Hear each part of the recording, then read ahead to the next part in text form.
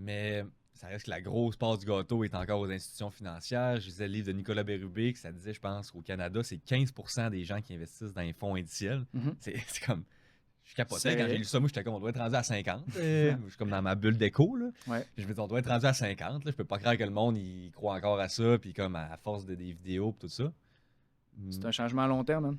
On le répète. Mais ça, c'est ma prochaine question. Tu penses que ça s'en va où, ça, le mode de rémunération? Ça va-tu changer ou comme ça va, c'est trop gros pour que ça Tant que, change? tant que les gens restent dans l'ignorance, ça ne changera pas, mais ça va changer parce que justement, on le voit toutes les statistiques. Puis tu regardes, mettons, les statistiques que Vanguard, John Bogle, dans ses livres, qui montraient, il a écrit 2008, 2009, 2010, c'était des chiffres de ces années-là, mais tu voyais une tendance à s'en aller plus vers la gestion autonome, fonds indiciels, tout ça.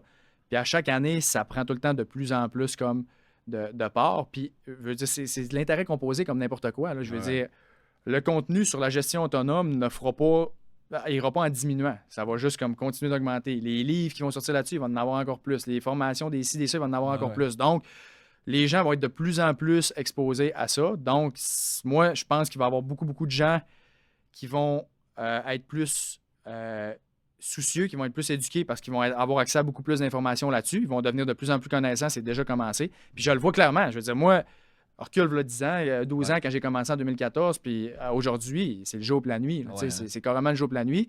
Puis ça va juste continuer. Puis là, avec le AI qui arrive en plus, qu'il va y avoir des outils éventuellement que justement, c'est ça. Un portefeuille de FNB en 2 secondes. Ouais, puis... ou que c'est ça, il y en a déjà. Ou que tu vas pouvoir avoir juste parlé, mettons, que cette intelligence artificielle-là, puis qu'elle va être aussi bonne qu'un conseiller. Ça va arriver éventuellement. Fait que, je veux dire, c'est sûr que les frais de gestion vont être diminués.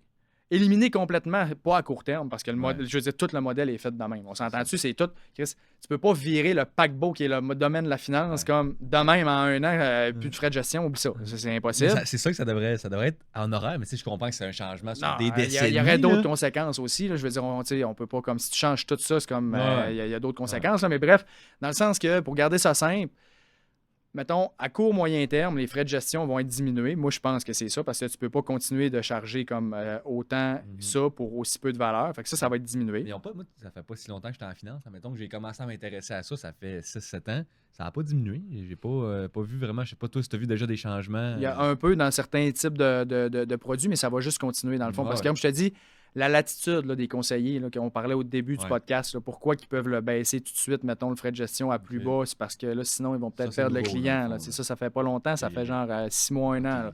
Fait que tout ça, ça en vient vers ça. Fait que moi, mettons, je te dis, exemple, il n'y a personne qui a de boule de cristal, là, mais à court, moyen terme, donc d'ici, mettons, dans les 5 prochaines années, les frais de gestion vont être appelés à aller vers le bas parce que les gens vont être de plus en plus éduqués, puis il y a des alternatives qui existent, qui sont beaucoup moins chères, puis qui sont plus efficaces. Fait qu'à un moment donné, tu ne peux pas continuer de charger à total quand... S'il n'y avait aucune compétition, ce qui était le cas avant... en fait, des fonds indiciels, ça a toujours existé. Ça existe depuis genre 1975. Mais personne n'investissait là-dedans parce que les gens n'étaient pas éduqués. Fait qu'encore une fois, l'éducation, c'est la clé. Fait que dans les prochaines années, est-ce que les gens vont devenir plus éduqués? Oui. Puis à cause de ça, ils vont-tu vouloir faire des choix différents? Oui. D'ailleurs, au Canada, on est dans les pires. Là, je voyais des statistiques. Là, je me demande pas si on est comme le plus gros pays qui paye le plus de frais de gestion. C'est le plus cher. Le plus cher en termes de pourcentage. Ouais. Puis moi, je l'ai vu, j'ai fait une vidéo là-dessus. Je suis parti en voyage, puis je parlais beaucoup des Américains. Là. Tu le vois tout de suite, même des Européens. Des Français, tu te dis, ouais, la bourse est nord-américain, puis c'est comme en Europe, ça donne moins populaire. Non. Les Français, les Européens, ils mettaient tout ça dans le MSCI World, qui est genre un FNB de tous les pays comme en pondération. Aux États-Unis, ils investissaient tout dans VO, puis SPY, puis je trouve vraiment qu'on a un retard. Absolument. Au Québec, même dans le Canada anglais, là. Au Québec, c'est comme... l'éducation a commencé aux États-Unis, ça fait longtemps. Puis comme je te dis, les fonds indiciels, ça existe depuis les années 70, que John Bogle, Vanguard l'ont fait en premier, puis après ça, les FNB, ils ont sorti, puis c'est comme ça a existé, ça fait un bout, là. Mais aux États-Unis, l'éducation se fait depuis plusieurs décennies, puis à chaque année, tu vois les choses de ça. Au Canada, on était encore beaucoup dans l'ignorance, mais là, dans le fond, tu sais, le Canada puis le Québec, c'est tout le temps décalé. Fait que comme là, tu vois aux États-Unis, OK, là, les gens sont déjà comme rendus là, ben là, le Canada anglais commence à être là, puis le Québec, il va être là. C'est comme tout le temps dernier. Fait que c'est comme, oui, tu fais juste regarder, tu sais, il n'y a jamais une tendance que ça commence aux États-Unis puis que ça s'en vient pas ici après, tu comprends? Fait que c'est pour ça que tu es comme, bon, ben les gens, ils commencent à être plus éduqués là, au Canada anglais aussi, puis au Québec aussi. Fait que ça va juste continuer, puis ça va être ça. Fait que c'est juste, encore une fois, c'est de l'intérêt composé. Fait que c'est juste que les États-Unis ont de l'avance. Puis le Canada anglais aussi. Fait que le Québec, mais ça va juste continuer à aller vers le haut. Puis les gens vont devenir de plus en plus connaissants là-dessus. Mais effectivement, on est en retard. Puis c'est pour ça que toi puis moi, on fait ce qu'on fait. Puis on essaye d'éduquer les gens du mieux qu'on peut pour essayer de faire en sorte que le plus de gens catch le plus jeune possible ce qu'on dit. Parce que à l'âge que tu le catches, ça fait toute la différence. Puis c'est ça qui fait que les gens vont avoir une vie financière qu'ils veulent avoir puis qu'ils aiment, puis qui va pouvoir leur permettre de vivre leur best life versus quelqu'un qui va avoir payé des frais énormes pendant 20, 25, 30 ans puis qui va peut-être pas avoir atteint ses objectifs aussi rapidement que s'il avait eu ça ou que s'il avait juste été tout seul parce que si t'as pas de conseil mais que tu fais ça tout croche tout seul de ton bord, c'est pas mieux non plus. Pire, en fait. C'est bien pire. C'est bien pire. Fait que le but, comme on disait, c'est pas de dire ton conseiller genre flush-les, c'est comme non. Ton conseiller, assure-toi qu'il t'ajoute de la valeur dans ton dossier. Puis si tu trouves qu'il t'en ajoute pas pour le prix qu'il te charge, ben sache qu'il y a des alternatives qui existent, puis mets-toi au courant de ces alternatives-là pour que tu saches si c'est pour toi. Fait que c'est ça, dans le fond, en bout de ligne, qu'on veut faire. C'est juste faire allumer les gens pour qu'ils puissent, après ça, prendre leurs propres décisions. Parce que des bons conseillers, il y en a. Il y en a plein. J'en connais plein. Le problème, on le répète, c'est le frais de gestion. C'est le modèle de rémunération, comment il est fait dans le domaine de la finance. Exact. Mais tu sais, écoute, c'est une grosse affaire, là, l'industrie de la finance. Ça a un vrai gros impact sur la vie des gens. C'est comme moi, je fais la différence entre si tu payes des frais de gestion toute ta vie, tu as comme 500 000. Si tu n'en payes pas, tu as 1 million. C'est littéralement la vie de quelqu'un que sa retraite, ça va être, s'il paye des frais de gestion, ça va être mollo chez eux, les petites activités. Puis tu as l'autre qui a fait autonome, qui a tout optimisé ses affaires. C'est comme il va voyager, puis il va vivre sa best life. Ouais. C'est énorme. Là. C'est ça, sauf que le message, il faut qu'il soit compris, puis je le répète. Je le dis encore une fois, c'est l'éducation la clé, parce que j'ai travaillé 10 ans dans le domaine, là, ça fait 12 ans que je suis dans le domaine, mais 10 ans en cabinet, puis je suis capable de le voir, la valeur d'un conseil. Puis c'est pour ça que maintenant, je dis, à cette heure, le beurre et l'argent du beurre, je l'ai toujours dit, même quand j'étais en cabinet, j'ai dit, le beurre et l'argent du beurre pour le client, c'est s'il investit ses affaires majoritairement, mettons, dans des fonds indiciels, parce que sur le long terme, anyway, il fera pas mieux, puis même les conseillers feront pas mieux. Fait que comme si tu es investi là-dedans, ben tu payes le moins cher possible pour avoir ta juste part du marché. Puis de l'autre côté, tu payes juste pour tes conseils, ce que tu as de besoin, mettons, à fee only puis à l'acte.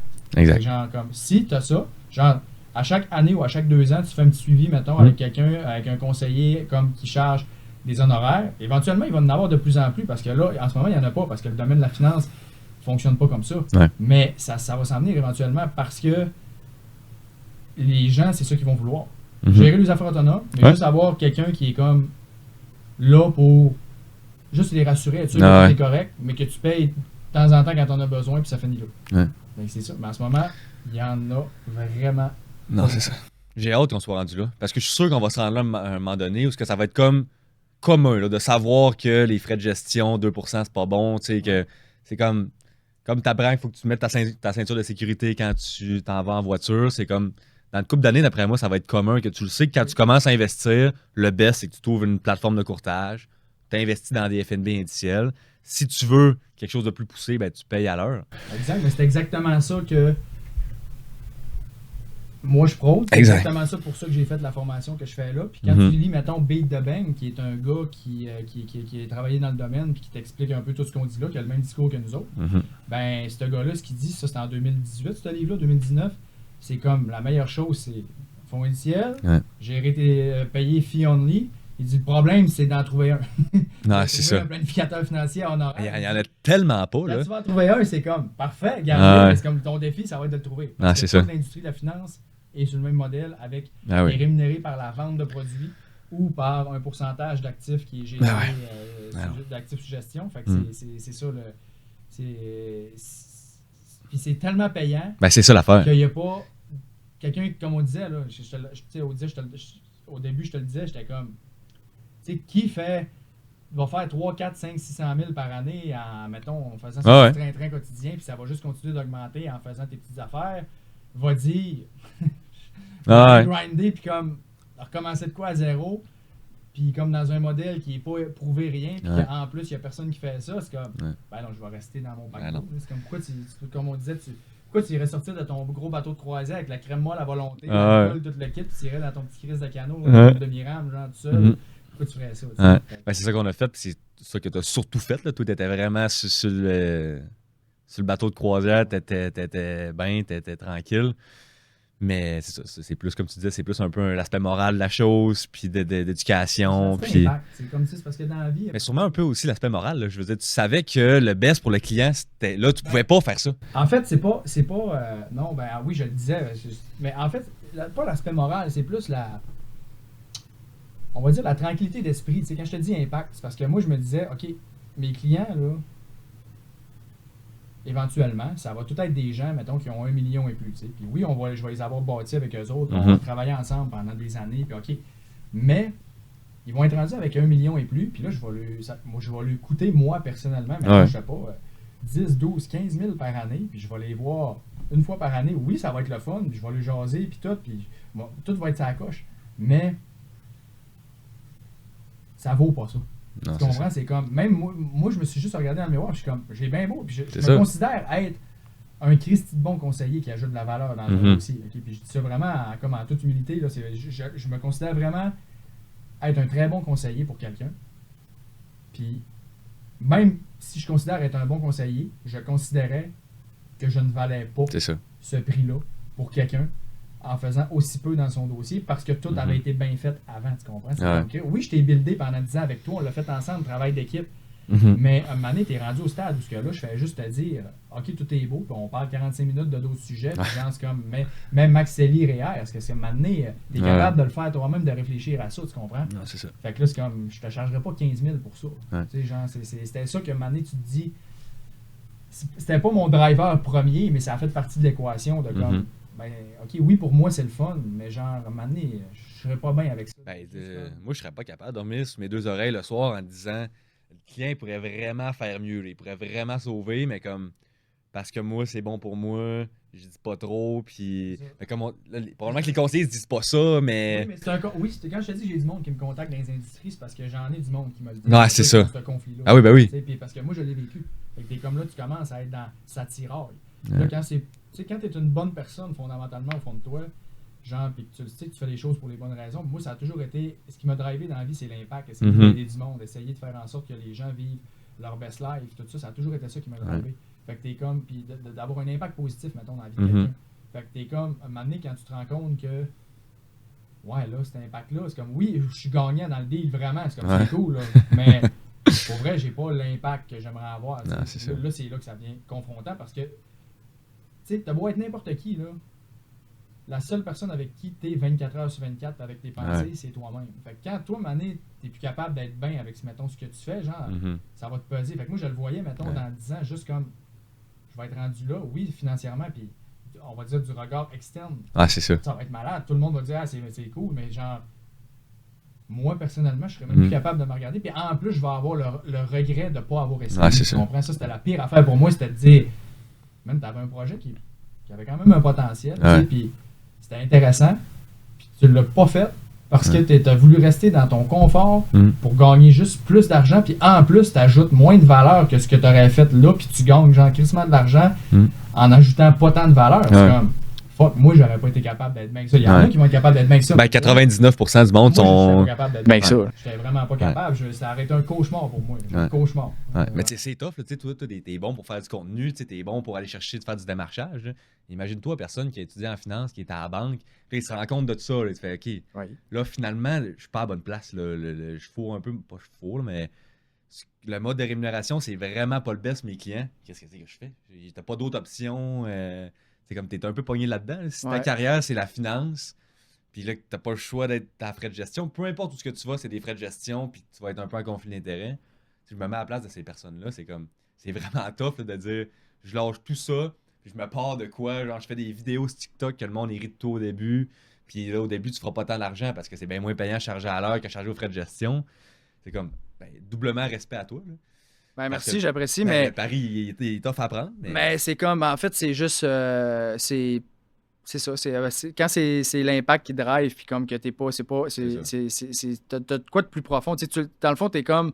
Quand t'es motivé, que tu te dis, OK, mon end goal, puis genre, c'est juste de sentir que je contribue à quelque chose de plus grand que moi, qui est faire en sorte qu'il y ait le plus de gens possible, qu'il y ait une bonne éducation financière, puis que ça va permettre au plus de gens possible de vivre leur best life. Ben, c'est ça qui fait comme que tu te lèves, puis genre que tu y vas, puis que tu fonces pareil, parce que t'es comme tabarnak, let's go. Genre, puis s'il y a des gens, by the way, qui nous écoutent, qui travaillent dans l'industrie, puis qui sont un peu genre mitigés, gênez-vous pas de m'écrire, ça me fait plaisir, je suis passé par là.